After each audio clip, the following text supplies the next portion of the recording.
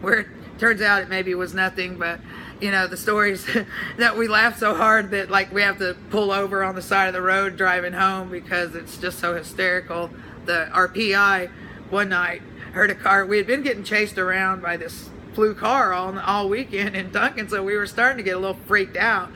And it's like 4 o'clock in the morning, and we're outside the hotel, and we're all serious, and we're talking about the next day because we had, you know, a big day coming up, and we were trying to figure out. We were actually at an investigating stage now because, you know, he should have been in the water. He's not in the water. There's got to be something else going on. So we were getting kind of spooked.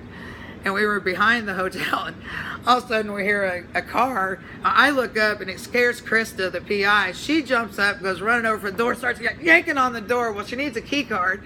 She still just keeps yanking on it. That scares me, so I go running and hide behind a trash can. I'm dodging, trash can moving around. And then Laura, the canine, who's like a total badass. She's not scared of anything. She's got her Bible in her hand, and she just turning back and forth and running in place. And Brian, the tough guy, he's sitting in the chair just watching it all like, what the heck is going on with you guys? But still, I mean, to this day, that one, we can't talk about that one without poor Brian crying till he just cry, or laugh until he cries. It's hysterical. So whatever happened, who was the person that was following you guys?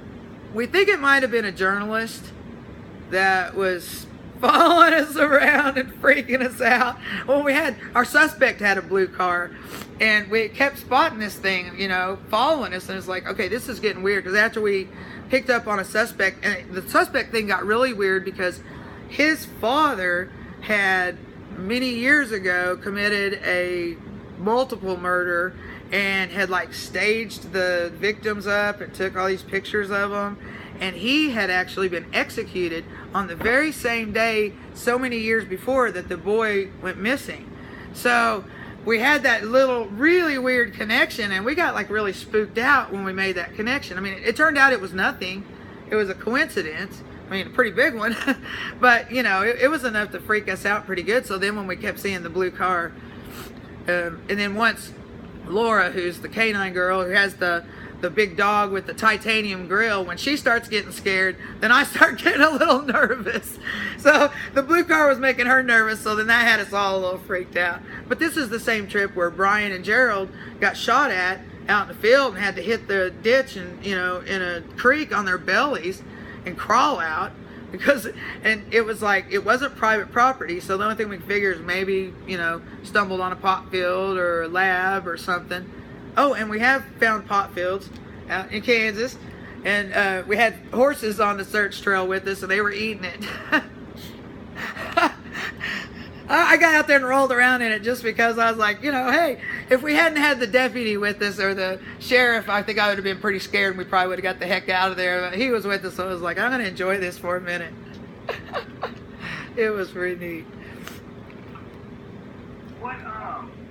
What technology and equipment is at y'all's disposal? I know Brian was telling me about, like, you can be in another state on some app and see in like direct view. Right. What are some of the tools that you guys are using? We've got a really cool program. It's a tracking software, and you can create a sector, and, you know, they can sign in on their cell phones, and then from their cell phones, I can track them, you know, everywhere they go. I can see exactly where they are. You can take photo clues from it, and it'll actually tag them on the map, which is really cool. So say you find a bone out there and you're not sure whether it's a human bone or an animal bone, you can actually just take a picture of the bone, and on my main map it'll pop up a little camera, and you can click on it and it'll show you the clue, so you've got exact coordinates for where it's located, so that we don't have to touch anything or, you know, move anything, and it helps us preserve the crime scene. Plus it helps us keep everyone safe. We know where everyone's at. It's also helpful like at night. They'll get out looking in, and anywhere you've got like a ditch or a bridge and you've got a lot of brush that could conceal a vehicle, you want to check those spots. Well, on the dark highway at night, you can't always see those spots. You know, it just looks like a dark ditch all the way down through there. So I can set from anywhere on the tracker and see exactly where they're at and be like, hey, you're about to come up on a bridge. There's heavy brush on this bridge. Let's go ahead and get out and sweep this one. And, you know, they'll pull up, it looks like nothing, and then they'll get the flashlights out, and they're like, holy crap, there is brush here. You know, so it's helpful that way. It's real helpful with the families. we've got the app on our phones that turns it into a two-way radio system. The reason that's so cool is because every family that we work with has cell phones. So we're able to create a channel, let them download the app, we create a channel, and then all of a sudden they've all got two-way radios. As long as there's cell phone service, they've got a way to contact us. We've got one search that we actually found the guy alive eventually, but we had worked with the family for several days driving the routes, and it's kind of neat because they would get out and they would, he had no tags, so I had him checking, a little ways up on every single road he might have turned on. Like, if he saw a cop, it's very possible, hey, I have no tags, I'm going to turn off right here. So we had to keep, everything in play. And the family could literally get on while we had the master map and go, hey, I've just cleared this road, I'm going on down to this road. We just cleared this one, we're just cleared this one. So it allowed them to, not backtrack over each other, but feel like they were actually doing something and be productive about it. And for the family, I believe that's really healing. I mean, it was for me, I know. And it seems to really help them knowing that they, are actually doing something to help. It sucks that they have to, and, that they have to learn how to be investigators, but I think it does give them some healing and, kind of helps them from that idle time of worry and sitting at home. If they're all out doing something and, being proactive, I think that it really helps them. I would love to hear a couple of stats from you. I did a little research. So, 2,300 people go missing in the U.S. every day. Currently, there are 93,000 people missing in the United States. If I could have you say those, I just need to get some stats from the old tape. Okay, it was, can you replay them one more time? It was 93,000. 2,300 go missing every day. Okay. Every day in the U.S., 2,300 people go missing. Nationwide, on any given day, you're looking at, 92 to 93,000 people a day. There, on any given day, that's a lot of people. Not 93,000 a day. 93,000 in America? Yeah. Okay, damn. All right, let me do this again. What was it? Just say the 93,000. Okay, 2,300 we got that. Okay, and then currently there are 93,000 people missing in the United States. Has there been a case or something that has been a profound thing for you, or something that has lived? I mean, aside from Cody and Ben, because that one you're obviously right. attached to. Right. Has there been another case that has lived with you, stuck with you, and had a profound effect on you? Yeah, I'd say there are 3 of those. The one of them we're working right now. It's been ongoing, and it's a foul play case, and we've gotten very, very close with the family. And I think that all of us, if we don't solve this one pretty soon, are going to crumble right along with the family, because it's gotten pretty frustrating.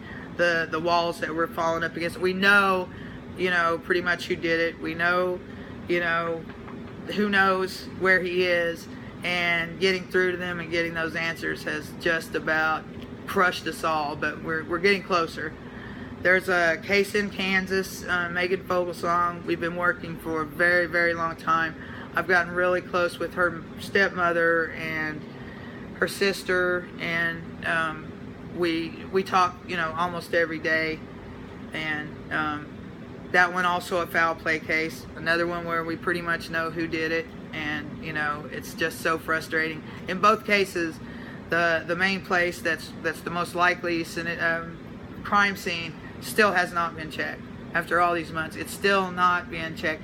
The main suspects still have not been set down and grilled in the hot seat.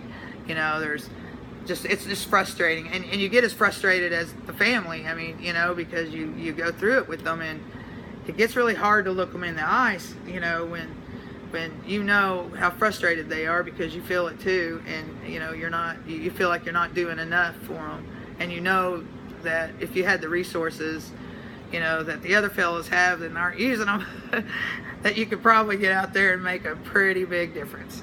You know, we can do what we can with very little resources. If we were able to get those phone records and all this stuff, I mean, my God, what could we do, you know? And to see them not using it. In both cases, yeah, I would say that it's getting held.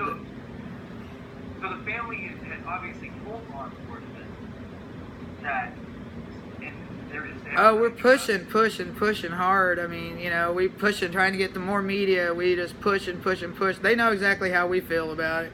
I mean, I'll post, you know, it's probably not the smartest thing because I kind of need law enforcement support, but it's hard when you get in this situation to not step up and say, you know, come on, man, you know, help us out here. This is, you know, I realize it's not a little kid. I realize this is an adult, but this is still important, you know, and I realize you're busy, and I realize this stuff costs money, but my God, come on, you know, put one detective on it. Get out and grill this kid. Go check out, process this house. We got a table out here. Go process that. Get some luminol out. You know, you wanna scream it at them, and it still doesn't happen. So it's pretty frustrating sometimes. The same. It's another case in Eufaula, Oklahoma. Peggy McGuire, and you know that's the one. We were there on Thanksgiving Day. We were there on Christmas Day. And, you know, we feel nowhere closer to finding her now than we were. We faced a tornado out there. I mean, you know, we were in 30-degree weather, 30 degrees outside with rain and sleet. We're in kayaks in a pond. I mean, you know, we went to bat for this one. We know who did it. I'm actually kind of related to him, it turns out. But, go figure. But that one, I mean, her poor mother is just...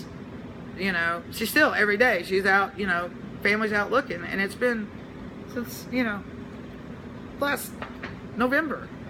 It's a long time. It's September now. You know, 2 months, she's celebrating a year with no results, even though they pretty much know exactly what happened and where it happened and have, you know, blood samples and all kinds of stuff. Still nobody arrested.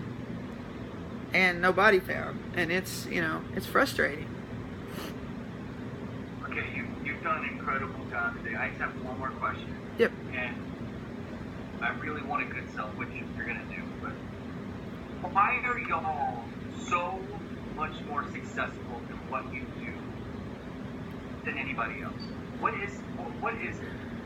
In my opinion, just a couple of things. I think that first it's that. Being a creative type and many of us being a creative type, we automatically kind of think outside the box. We have a different approach to things. We consider all possibilities. I think that a lot of times that with a lot of training, because we've been, you know, noticing in the training that we've been getting, that they really focus hard on probability areas, high probability areas. You know, you'll have, if you were to say take a map and draw a big rectangle on it, there may be 3 or 4 spots in that rectangle that they consider high probability areas. They'll go through those high probability areas and maybe, you know, sweep a little around them, and they consider that area cleared on the map because they've hit those high probability areas. We start at the end and turn every stone on that whole section, and I think that in one way is the difference. I think also because we just don't give up. I mean, you know, a lot of times on the law enforcement searches, unless it's a kid, you know, they'll go out there once or twice and then, you know, they're done. We'll go out twice in one weekend, we're back the next weekend, and if nobody calls and we don't have to go somewhere else, we'll probably be back the next weekend. You know, until our map shows that we've cleared it all and all of our options are exhausted and, you know, we can't think of anywhere else to physically go look without just, you know, guessing. I think that, you know, that's part of it there. I think we just don't give up, and we do truly turn every stone. I mean, we don't look over there and think, chances are he probably didn't go over there, you know? I mean, and they do that. They literally are trained because, you know, because I guess in most cases that's where you're going to find them, is in those high probability areas. But that's not always the case. And when that's all you do is clear those areas and then you consider the whole thing just cleaned and swept, you're missing a lot. And we don't, you know, we come in kind of and clean up the crumbs, I think. Are you willing to sacrifice your life for this? I already have, I think. But yeah, I mean, I've already committed to that. I think I found out pretty quickly. And